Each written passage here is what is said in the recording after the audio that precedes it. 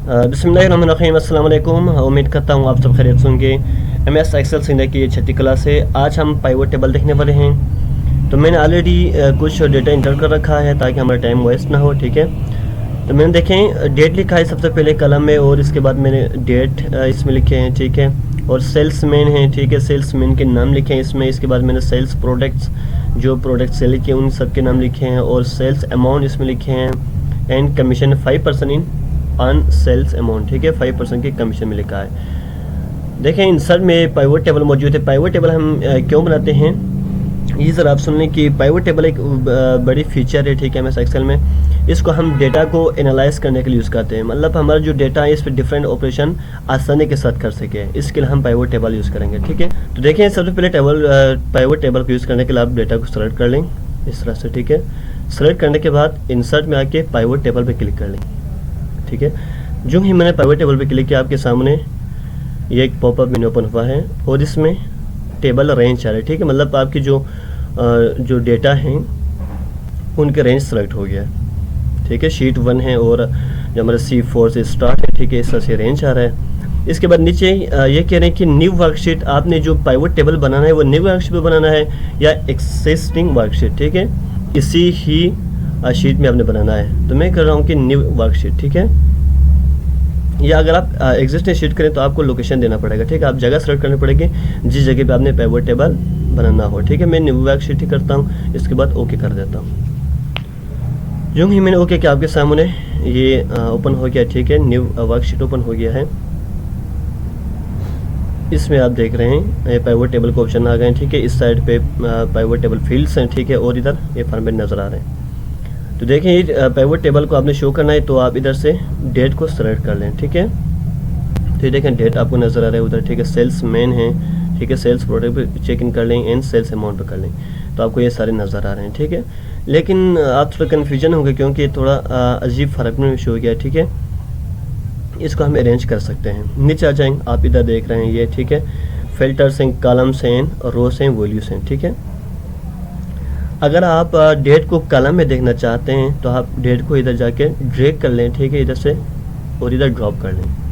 तो ये देखें डेट हमारे कॉलम में शो होना शुरू हो गया है, ठीक है। आप इधर वापस भी लेके आ सकते हैं, ठीक है।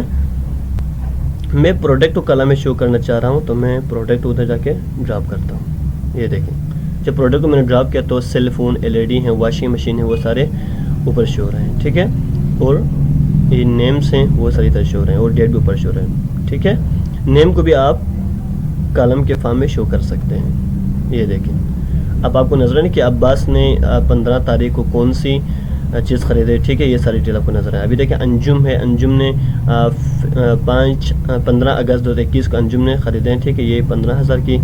और क्या ख़रीदे हैं ये आपको ऊपर नजर है, सेल फोन, ठीक। सेल्स प्रोडक्ट को दोबारा इधर रखता हूँ, ये आप से देख सकते हैं, ठीक है।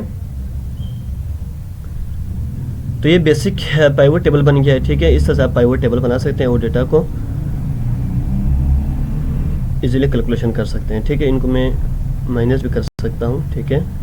ये देखें आपको डिटेल सारे हाइट हो रहे हैं, ठीक है।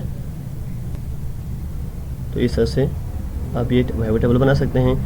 तो इसमें डिफरेंट ऑप्शन है, वो मैं भी अभी को बताऊँगा। अभी ये सारे हैं हमारे पाइवट टेबल्स, ठीक है।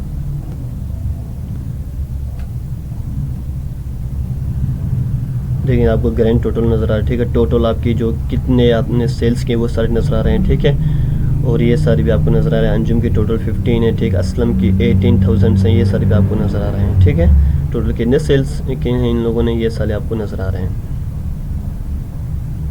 और जैसे फिल्टर वगैरह भी आप लगा सकते हैं, ठीक है।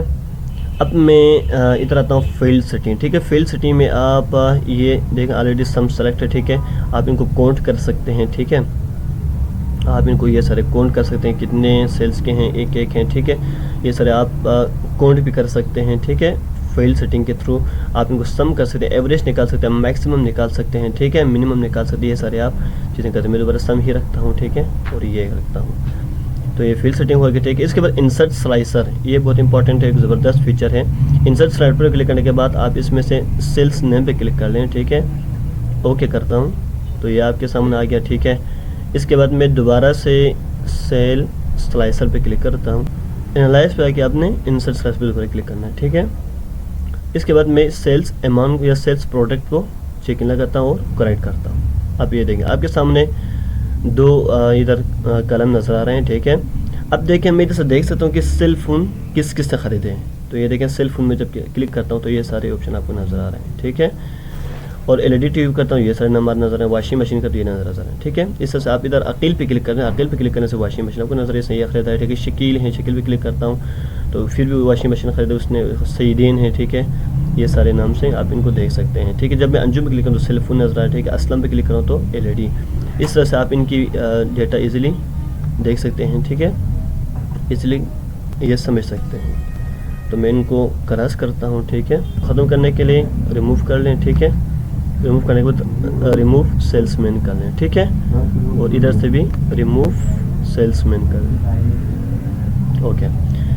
तो ये थी पाइवट टेबल, ठीक है। बहुत इंपॉर्टेंट है और ये बहुत यूज़फुल भी है जब हम कोई इस रिकॉर्ड बना रहे हैं तो इनको इसलिए इस तरह से आप कैलकुलेट कर सकते हैं, ठीक है। तो थैंक यू सो मच।